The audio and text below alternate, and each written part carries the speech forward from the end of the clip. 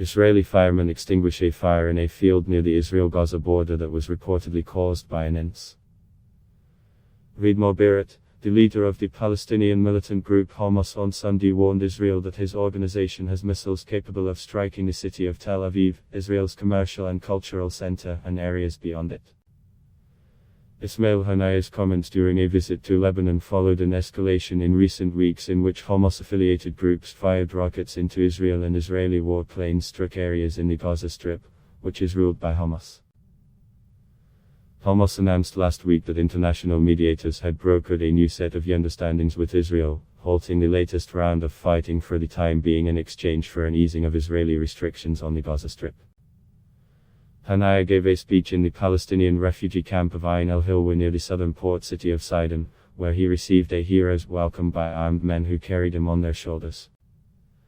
Haniyeh and a Hamas delegation met earlier with the leader of the Lebanese militant group Hezbollah, Hassan Nasrallah, during which they discussed the situation in the Middle East and the recent normalization of relations between the United Arab Emirates and Israel, a Hezbollah statement said. Our missiles had a range of several kilometers, miles, from the border with Gaza, Haniyeh said. Today the resistance in Gaza has missiles that can hit Tel Aviv and beyond Tel Aviv.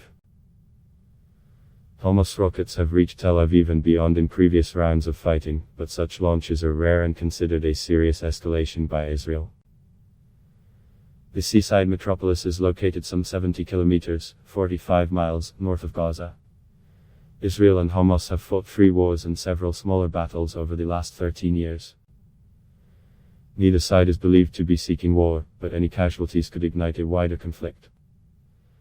In recent weeks, groups affiliated with Hamas launched incendiary balloons into Israel, igniting farmland in a bid to pressure Israel to ease the blockade it imposed on Gaza when Hamas seized power in 2007. The group had also fired rockets into Israel in recent weeks, which was seen as a significant escalation.